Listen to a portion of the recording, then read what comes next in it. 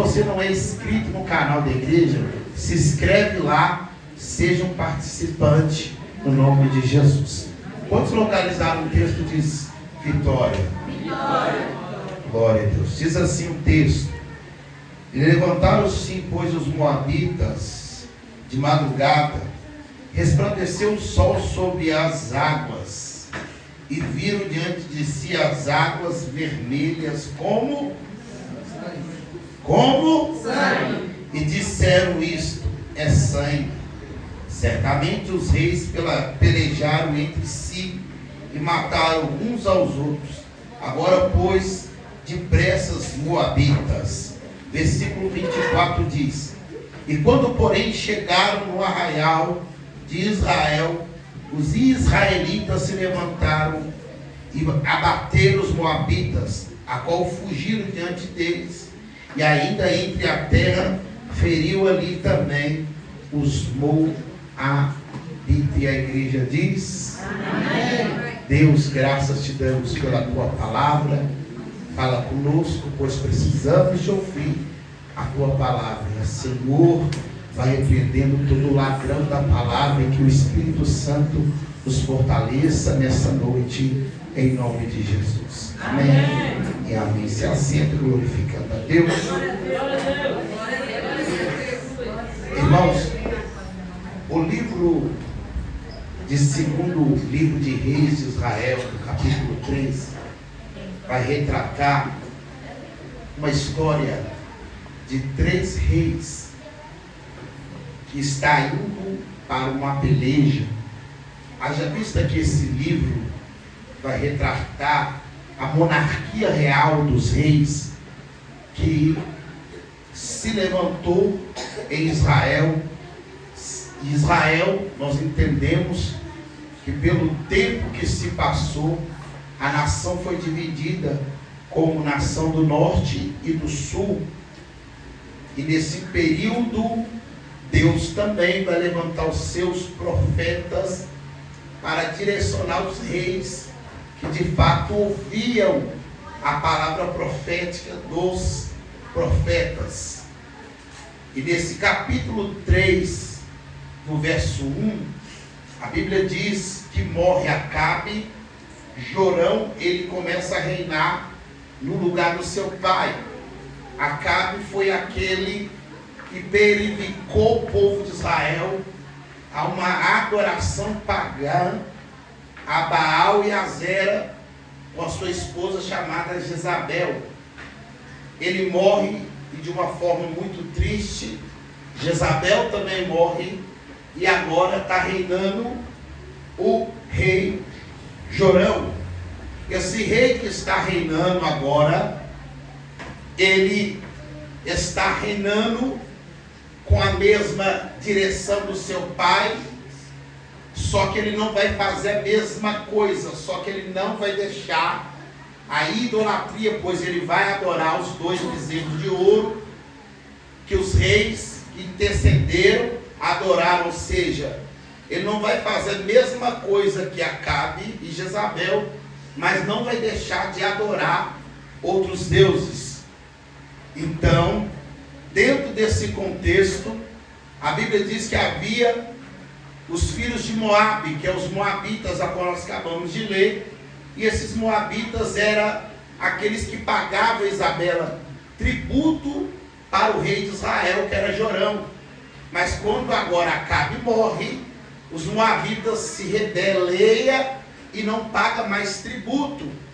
Então, não pagando tributo, a Bíblia diz que o rei Jorão, ele então organiza suas tropas para guerrear, ou seja, uma guerra se apresenta por causa dos moabitas, porque agora Acabe morre, o rei dos moabitas não vai na mesma vibe do rei de Acabe em pagar o tributo. Então ele, como se fala, ele se levanta com fúria, ou ele traz uma grande rebelião.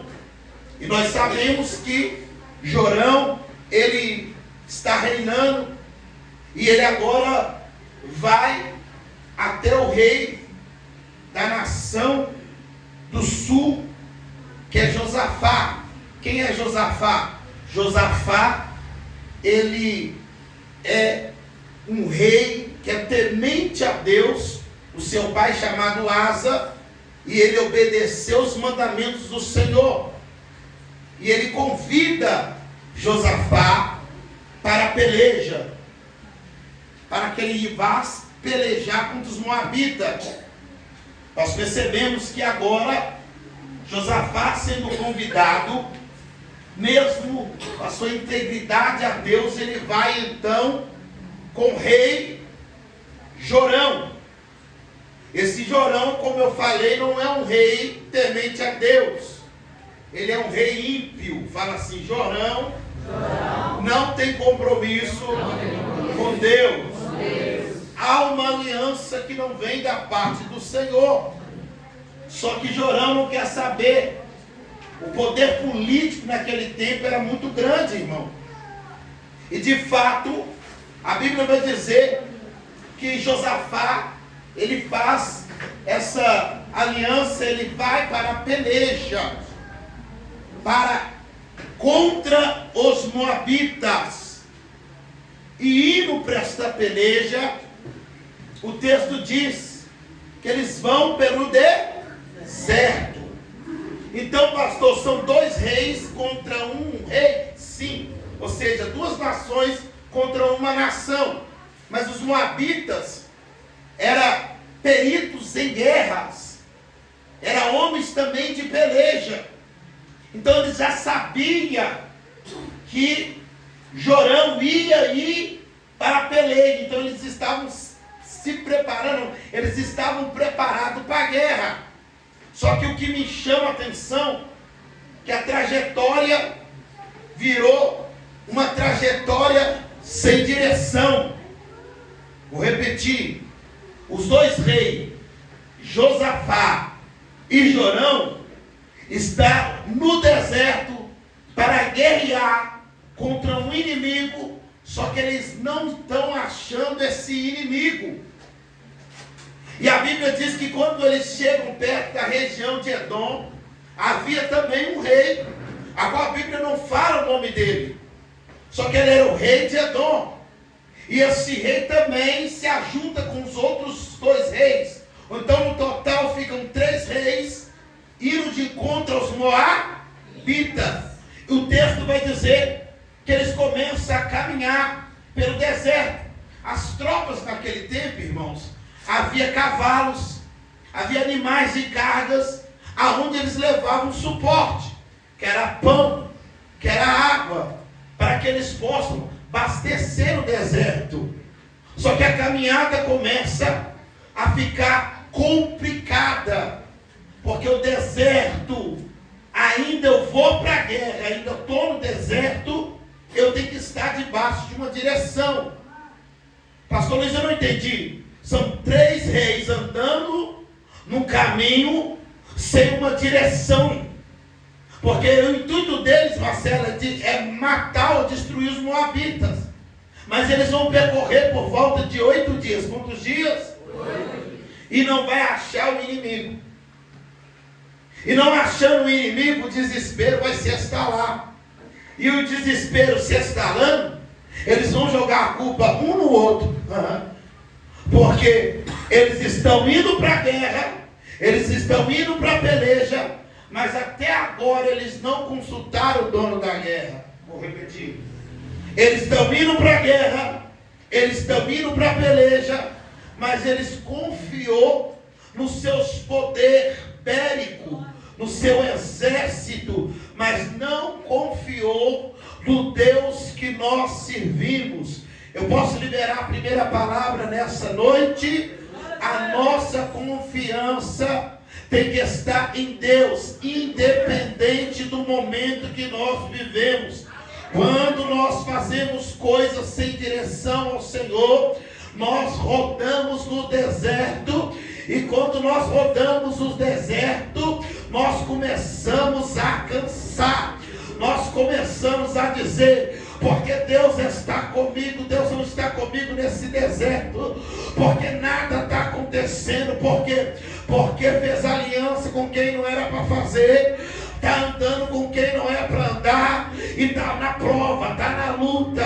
Só que tem alguém no meio dos reis que temia Deus. Eu vou repetir: tem alguém no meio dos dois reis que temia a Deus. E quem é esse? Josafá. Josafá é crente, Josafá é santo, Josafá é o rei que teme ao Senhor. Então a Bíblia diz que o rei de Israel se desespera. O Senhor nos tirou de onde a gente estava para morrer aqui nesse deserto. Só que Josafá, ele fica calado, mas quando fala que o Senhor tirou, ele: opa, Deus não tem nada a ver com isso. Só que para a gente não morrer nesse deserto, tem algum profeta para que nós viemos poder consultar? Agora lembrou do profeta. E não é diferente com a nossa geração. Primeiro a gente vai sem direção, faz sem direção. Depois queremos consultar a Deus, queremos buscar a ajuda do Senhor. Olha para mim, dentro desse contexto, até Josafá está errando. Porque naquele tempo, a primeira coisa que o rei ia para a guerra, ele consultava a Deus e consultava o profeta se de fato ele ia vencer a guerra. Só que nenhum dos três reis consultaram. Então foi 8 dias andando no deserto sem direção. Eu estou pregando para alguém que talvez está vivendo situações porque não consultou a Deus, porque entrou nesse esquema, porque entrou nessa empresa, porque está fazendo aquilo que você acha que é para você fazer. Porque nem toda porta que é aberta vem da parte de Deus. Pastor, nós estamos numa campanha que fala sobre sangue. Eu vou entrar no sangue, mas eu preciso de você entender que o deserto é perigoso, porque no deserto não tem água, no deserto não tem pão, e se você não tiver suporte no deserto, você morre. Só que eu vim como profeta nessa noite para te dizer que Deus está levantando alguém para trazer um direção. Pegou lá atrás, eu vou falar. Deus está levantando alguém para te dar um direcionamento nesse deserto. Eu me imagino Josafá dizer: será que não tem profeta? Para que nós não viemos consultar. Oh glória. Aí a Bíblia diz que o rei de Israel falou: tenho aí, chamado Eliseu, que teve o privilégio de andar com Elias e colocar água para o profeta. Em outras palavras, servir o profeta Elias. Então manda chamar ele, porque nós precisamos de uma direção, senão nós vamos morrer. Os moabitas, eles não se apresentam no deserto, porque olha a revelação que Deus me deu aqui agora para caminhar para o fim. Porque os moabitas, irmão, eles estão esperando o inimigo perder as forças para atacar. Aí o que Deus falou comigo aqui em cima desse altar? O diabo está esperando você perder as forças de orar, de jejuar, para atacar você e para te exterminar. Os moabitas estão preparando. Só que enquanto tiver Josafá na guerra, vai ter direcionamento. Balança a pessoa que está do teu lado, fala assim: Deus está levantando um Josafá para te direcionar nessa guerra. Ai, ai, ai. Deus está levantando alguém para te ajudar. Josafá fala assim: chama o profeta.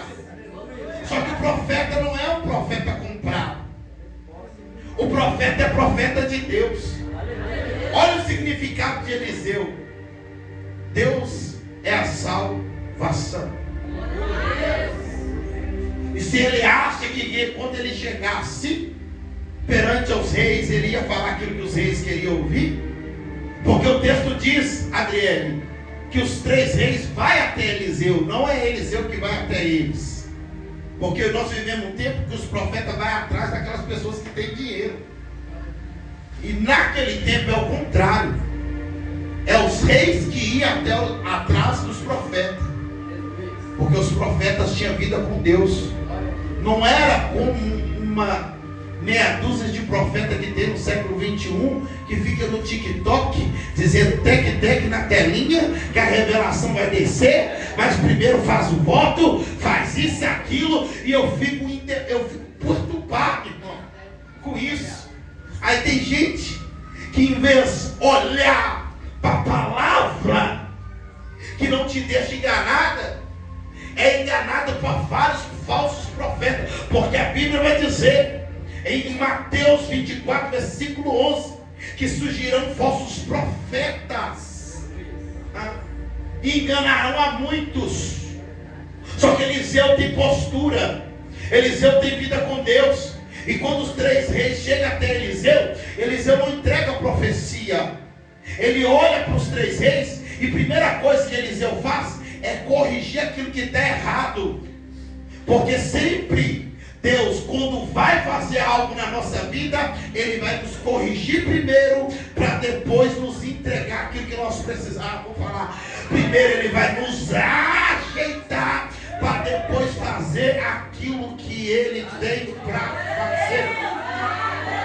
Por que, pastor? Porque quando Ele olha os 3 reis, eu vou ser bem rápido, a primeira coisa, Adriele, que ele olha, ele não olha para Josafá, ele olha para Jorão, porque Jorão é ímpio, e ele olha para Jorão e fala, eu não vou profetizar, eu só vou profetizar por causa de Josafá, por causa de você eu não profetizaria, porque você deixou a aliança com Deus, e começou a servir outros deuses. Irmão, eu estou falando de alguém que usou autoridade contra um rei, correndo o risco de morrer, mas Eliseu sabia que era melhor ele falar a verdade do que ele falar a mentira. E por causa de Josafá, Eliseu vai profetizar. Só que antes de profetizar, ele corrige. E aí, o que ele vai corrigir? Ele vai falar, porque não consultaram o Senhor em minhas palavras?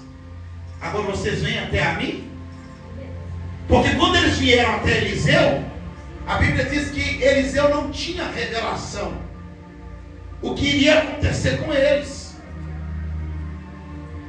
Só que enquanto ele não tem, a Bíblia vai dizer que ele vai mandar, então, dizendo assim, chama um arpista ou um tangedor.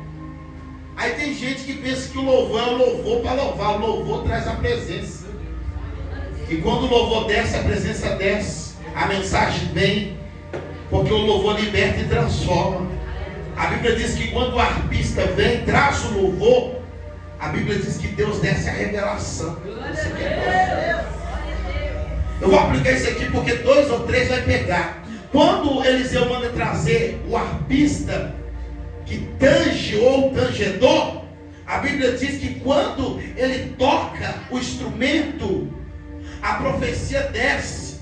Aí trazendo para os dias de hoje, a guerra que você está vivendo, você não vai vencer ela só murmurando, mas você vai vencer ela adorando. É na guerra que Deus quer ver o seu louvor. É na guerra que Deus quer ver a tua adoração. Não é no momento de festa, mas é quando tudo está quebrado, tudo está desalinhado. Lembra de Paulo e Silas? Estava cerrado, preso, mas eles resolveram adorar. E quando eles adoraram, Deus desceu com um terremoto e as portas das prisões foram abertas. É Deus dizendo, Deus vai abrir muita porta através do teu louvor. A raiva do diabo é que você está louvando na guerra. A raiva do diabo é que você está louvando na peleja. A raiva do diabo que você está adorando a Deus.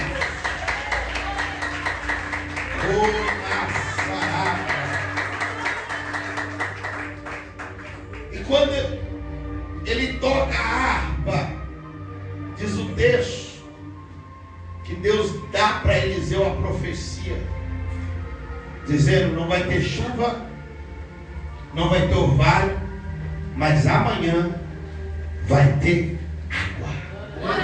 Porque a necessidade naquele dia era água. Os animais estavam morrendo. Só que para ter água eu preciso de cavar. E o que Deus falou através de Eliseu? Eliseu falou com os reis: manda o povo fazer covas, não poucas, porque as covas que vão ser abertas é as covas que vai ter o providência.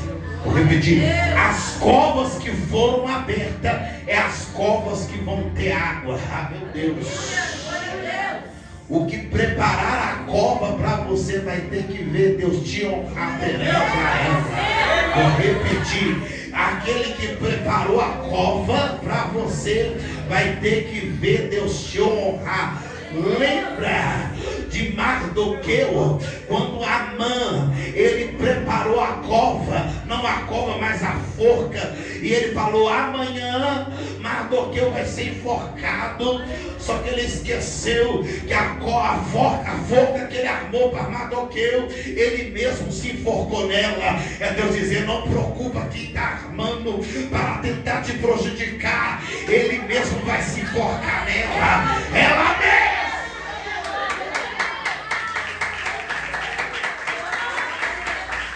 Assim, eu preciso de cavar para obter o milagre. Quando o milagre chega, ele não vem do céu, só que ele chega. Eles cavam prenda, e depois que eles cavam, a Bíblia diz que as covas foram cheias de água, ao ponto de todos saciar sua sede, os reis, os animais. Agora me pergunta como a água veio. Fala assim: como a água veio? Eu não sei, mas veio. Eu posso profetizar? Como o milagre vai vir, eu não sei, mas vai chegar.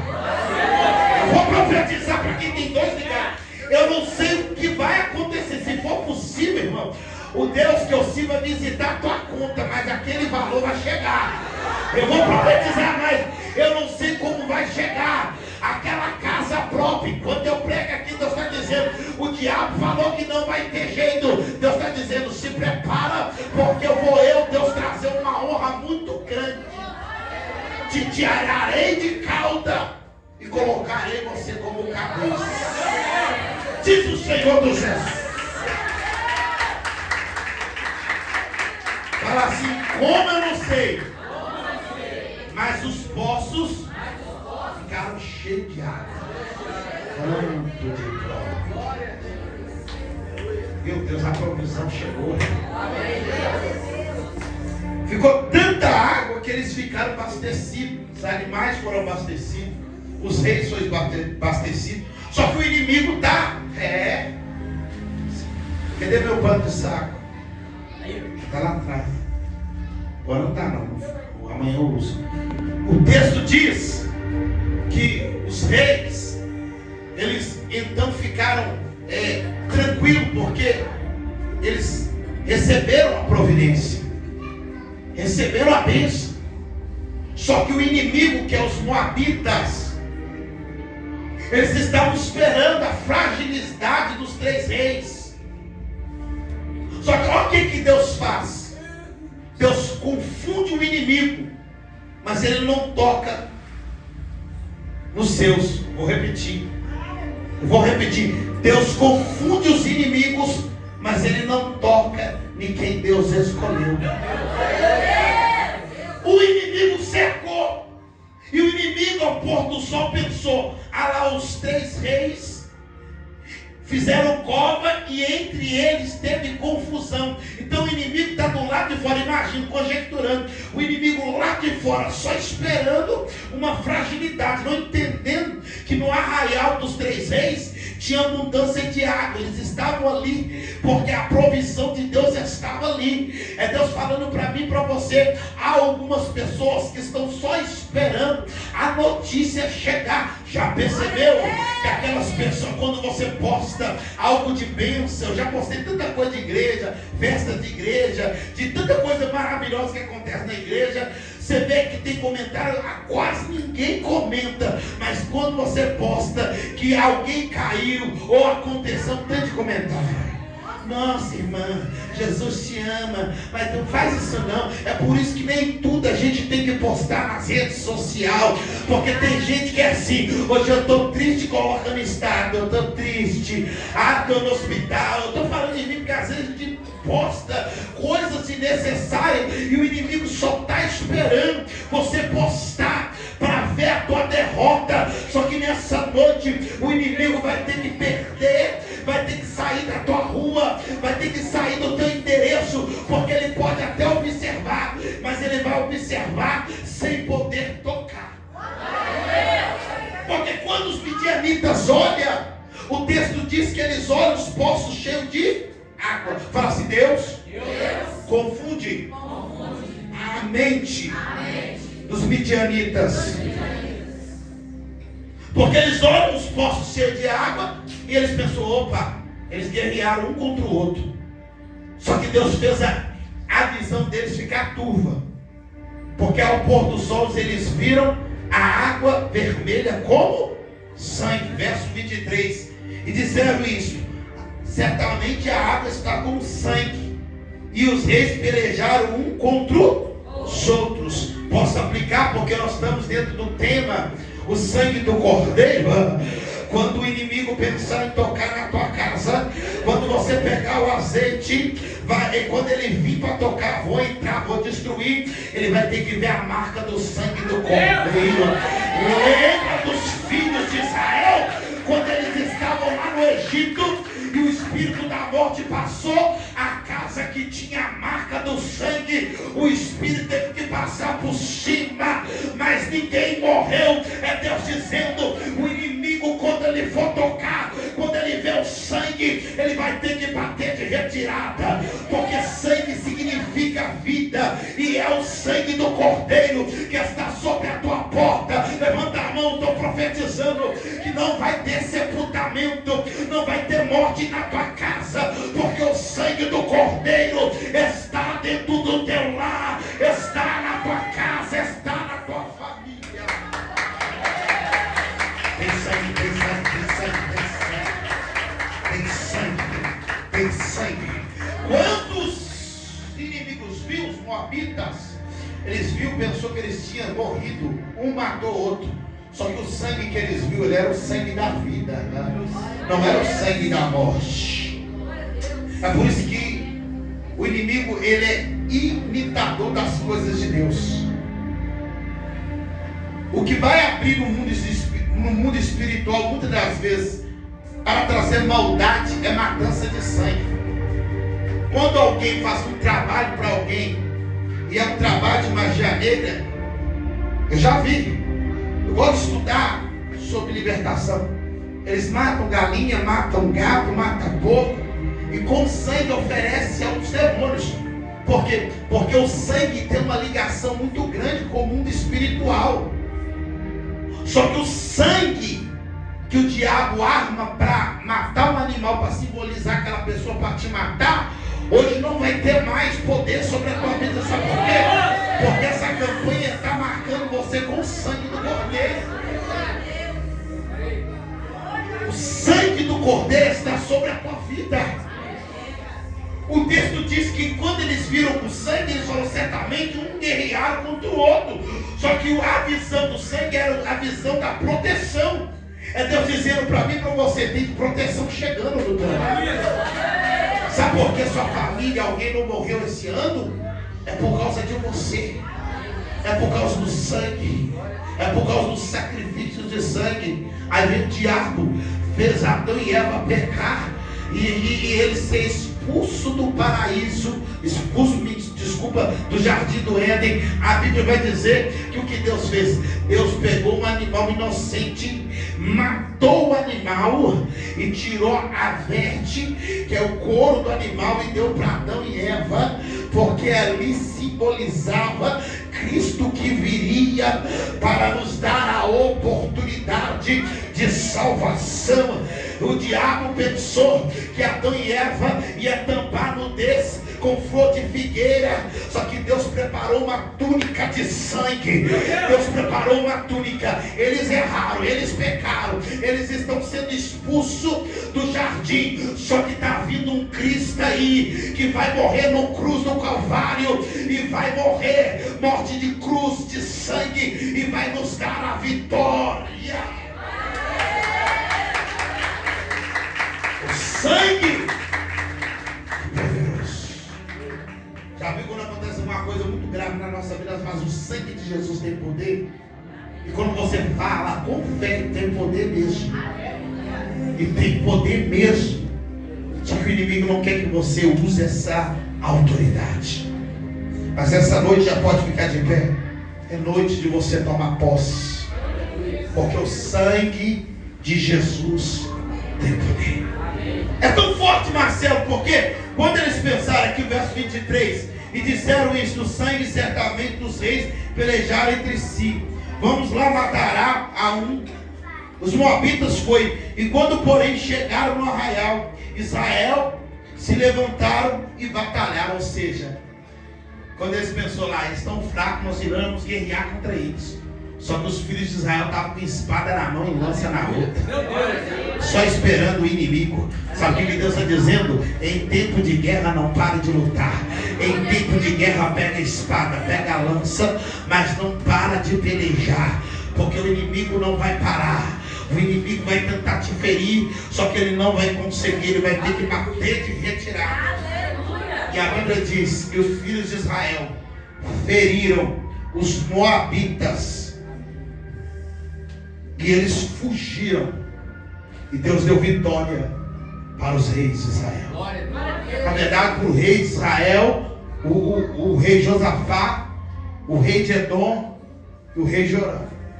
Mas por causa de Josafá, viu? Houve vitória. É por isso que Deus está dizendo assim, é por causa de você, viu? Que Deus está dando salvação para aquela pessoa que está dando trabalho. Por isso que eu falo, vale a pena servir ao Senhor. Porque enquanto você está aqui, Deus está indo lá. Enquanto você está aqui, Deus está fechando a sepultura. Enquanto você está aqui, Deus está dando livramento. Aleluia. Toma posse, bate palma para Jesus. Glória a Deus. Receba essa palavra em nome de Jesus. Glória a Deus.